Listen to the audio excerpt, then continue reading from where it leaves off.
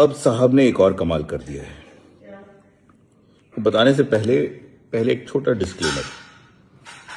जब मैंने भी नी रिप्लेसमेंट के लिए एडवर्टाइजमेंट करने की सोची थी तो मेरे दिमाग में भी यही आया था कि जैसे अहमदाबाद में एक साहब जीरो टेक्निक करते हैं, होता नी रिप्लेसमेंट ही है, उसको नाम नए नए दे देते हैं। तो उसी तरह जब मैं करूंगा तो मैं भी इसको एक नया नाम दूंगा। मैंने एक पहला एडवर्टाइजमेंट में छापा भी था कि हम पीपीपी टेक्निक से करेंगे। मैंने एडवर्टाइजमेंट तो छाप दिया, उसके बाद मुझे ये शर्म आ रही थी कि कोई पेशेंट आगे मुझसे पूछेगा कि और आपके प्रोसीजर में क्या फ़र्क है।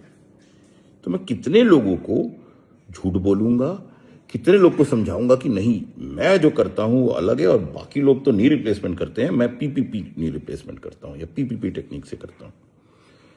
तो मुझे शर्म आई, इसलिए ये जितनी टेक्निक्स है, MRP, जीरो नी, MBT, MTB, मैं इनको बोलता हूं शेमलेस सर्जरी।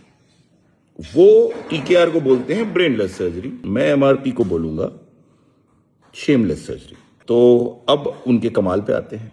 अब उन्होंने एक पेशेंट में, ये देखिए, एक तरफ शेमलेस सर्जरी करी और एक तरफ ब्रेनलेस सर्जरी करी। और वो दुनिया को दिखाना चाह रहे हैं कि वो कितने महान हैं, क्योंकि ये जो शेमलेस सर्जरी वो ज़्यादा मुड़ रही है और ब्रेनलेस सर्जरी कम मुड़ रही है।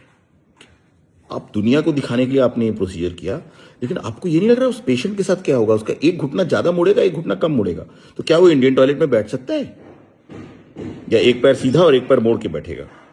और जहां तक आप शेमलेस सर्जरी की बात कर रहे हैं, अगर नी रिप्लेसमेंट भी क्योंकि आपको प्रूव करना था कि ये शेमलेस सर्जरी ब्रेनलेस सर्जरी से ज़्यादा अच्छी है, अगर आप ये ब्रेनलेस सर्जरी भी थोड़ा ब्रेन लगा के करते तो शायद वो वाला घुटना भी ज़्यादा मुड़ता। मैं आपको अभी ढेर सारे फोटोग्राफ दिखाता हूं जिनमें आपके द्वारा कही हुई ब्रेनलेस सर्जरी में घुटना कितना मुड़ता है। और मैं फिर उनसे दरख्वास्त करूंगा कि कभी तो अपनी शेमलेस सर्जरी का एक्सरे भी किसी को दिखा दीजिए, दुनिया में शेयर कर दीजिए डॉक्टर्स के साथ।